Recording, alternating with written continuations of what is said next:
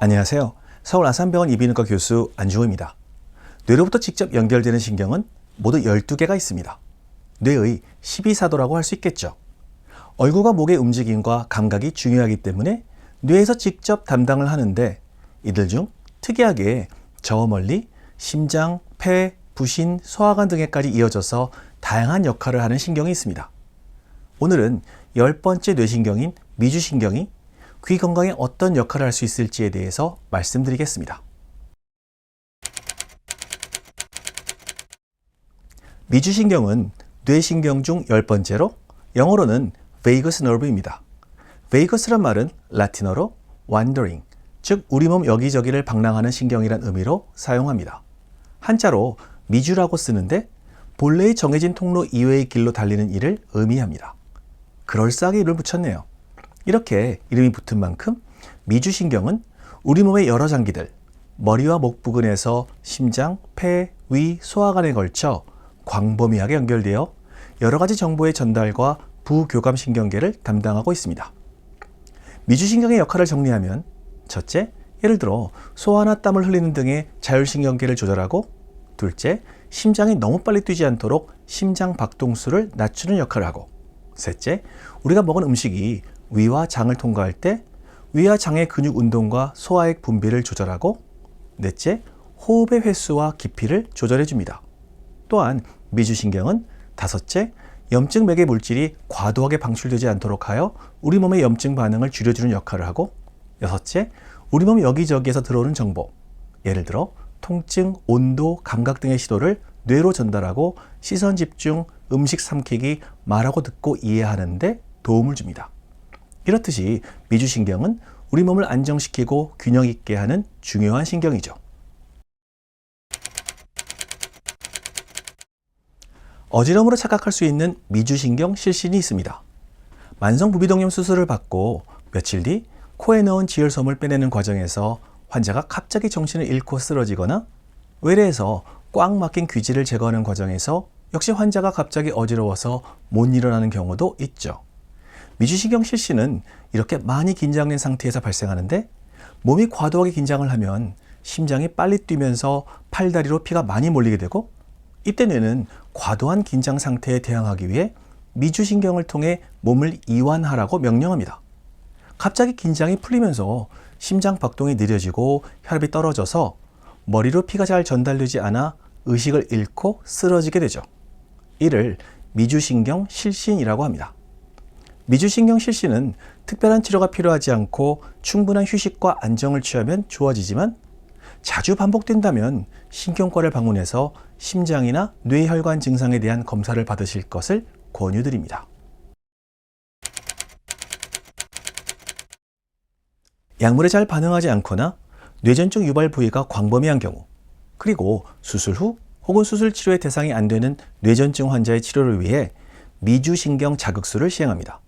주로 가슴 피부 밑에 전기자극 발생 장치를 삽입하고 목 부위의 미주신경을 자극하는 전극을 연결하는데 미주신경을 자극함으로써 뇌전증을 일으키는 뇌의 특정 부위가 안정되어 뇌전증의 빈도를 줄이고 강도를 약하게 하는 것으로 알려져 있습니다.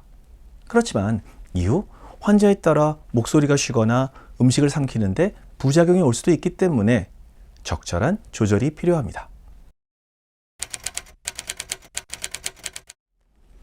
그렇다면 미주신경과 귀는 어떤 관계일까요?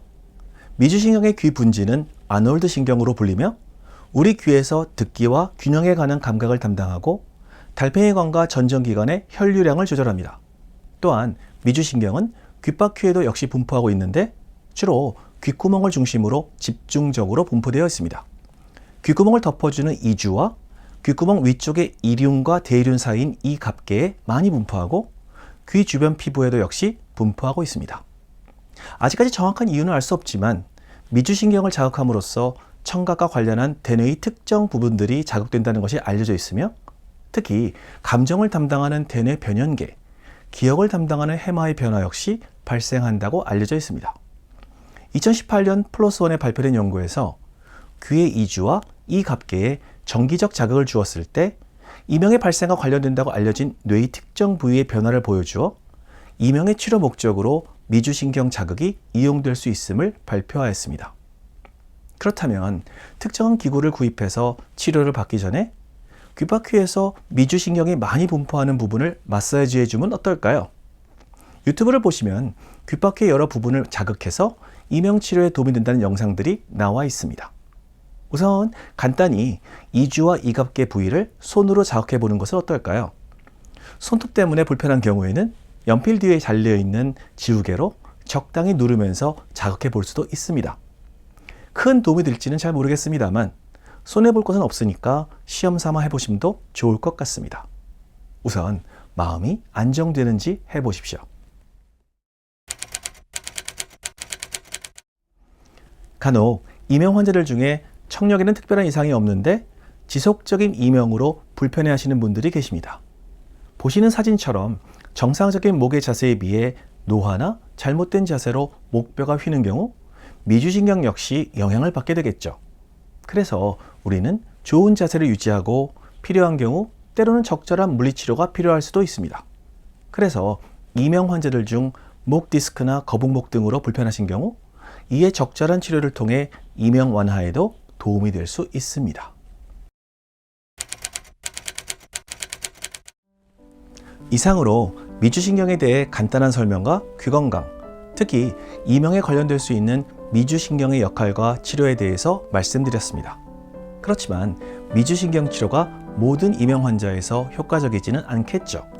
제가 챗GPT에 이명 치료에 이렇게 다양한 치료 방법이 있다는 것은 단 하나의 최고 치료 방법이 없다는 말이다 라고 했더니 다양한 치료 방법이 존재한다는 것은 각각이 고유한 장단점을 가지고 있다는 것이고 환자 개개인마다의 특성과 요구에 따라 의사들은 가장 적합한 방법을 선택해서 치료해야 한다는 우문현답을 내놓았습니다.